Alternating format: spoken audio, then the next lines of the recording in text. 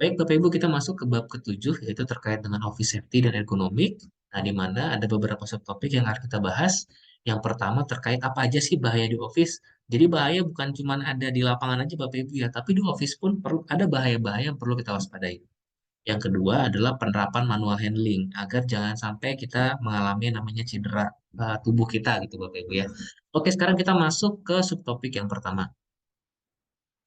Nah, ini adalah contoh dari ruang kerja Bapak Ibu ya, yang dimana perlu kita pastikan Bapak Ibu, karena kalau kita lihat sini cukup berantakan nih, cukup berantakan dan dapat berpotensi hal-hal yang tidak kita inginkan. Banyak bahaya yang ada di lingkungan kantor Bapak Ibu, yang dapat menyebabkan cedera dan gangguan kesehatan. Contohnya apa aja Bapak Ibu? Contohnya lantai yang licin, laci file yang kebuka, di mana kita bisa tersandung Bapak Ibu ya. Pencahayaan yang buruk, otomatis dapat mengganggu organ tubuh kita juga, mata kita, penglihatan kita juga jadi semakin sulit Bapak Ibu, atau semakin berkurang kemampuannya. Dan juga mesin yang dapat mengeluarkan gas berbahaya. Itu merupakan salah satu sebagian Bapak Ibu ya dari bahaya yang bisa kita temui nih, yang ada di office. Nah, langkah-langkah yang tepat perlu kita ambil nih untuk mengendalikan dan menghilangkan bahaya di office dan juga terkait dengan masalah keselamatan. Berikut ini Bapak Ibu beberapa ya yang menjadi perhatian dalam office safety Bapak Ibu, di mana terkait dengan ventilasinya. Ya, ini adalah dari suhunya Bapak Ibu ya, dari sirkulasi udara, dari penerangan Bapak Ibu, kemudian dari faktor kebisingan, tata letak peralatan, tata letak tubuh kita Bapak Ibu, pembenahan keluar atau exit Bapak Ibu, kemudian bahaya kebakaran, bahaya terkait dengan peralatan listrik, perabotan kantor, dari mesin-mesin kantor atau dari penyimpanan Bapak Ibu.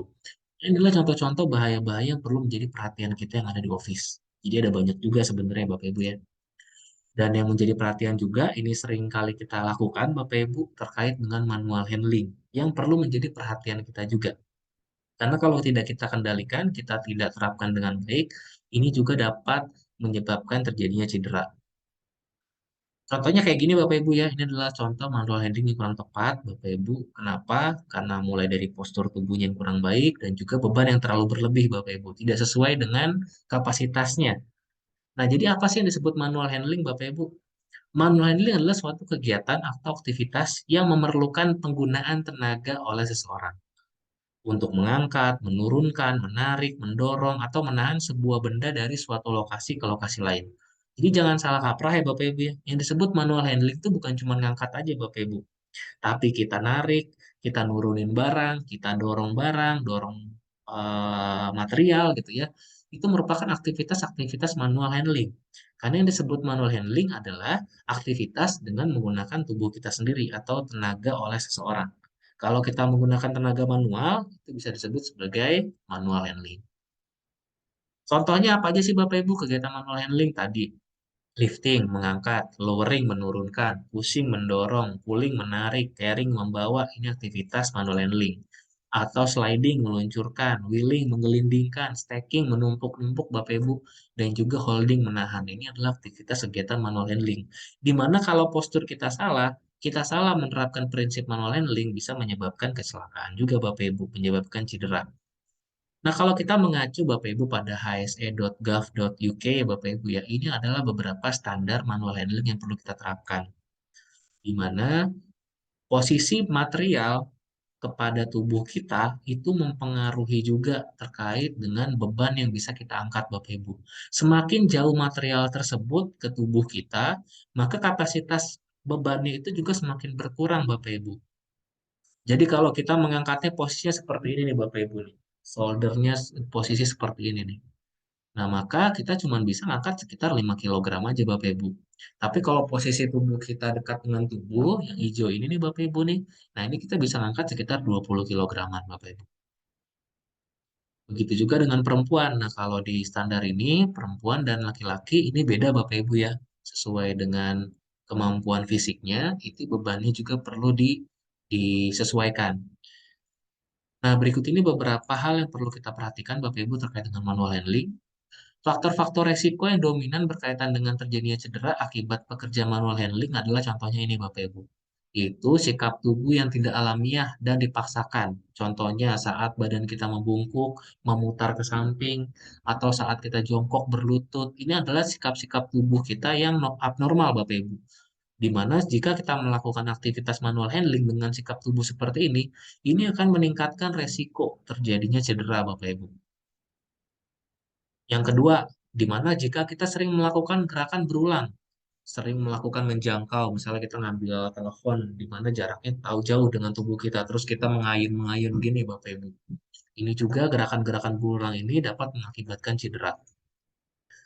Kemudian juga pengerahan tenaga yang berlebihan, membawa, mengangkat objek yang terlalu berat. Ingat Bapak Ibu, jangan sampai melebihi kapasitas atau batas beban yang dipersyaratkan Bapak Ibu. Jangan terlalu berat kita angkat Bapak Ibu ya.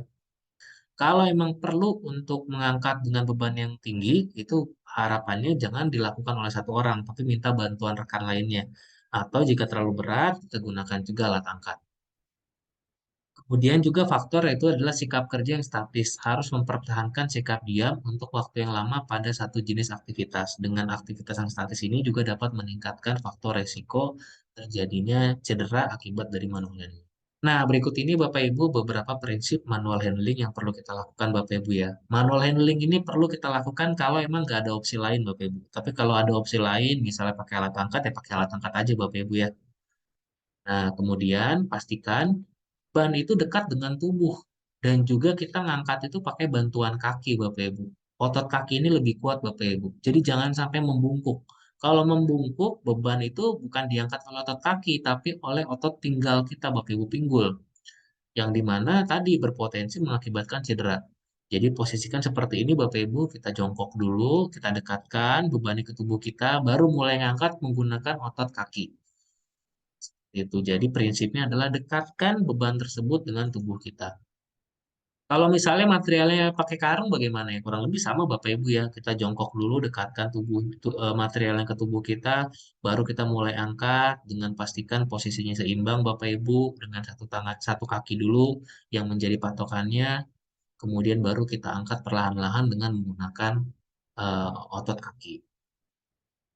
Cara ini efektif Bapak Ibu ya jika bebannya itu kecil dan muat di antara dua lutut. Kalau bebannya berat atau besar, bagaimana Bapak Ibu? Nah, tadi pastikan kita menggunakan alat angkat atau kita minta bantuan dari rekan kerja lainnya.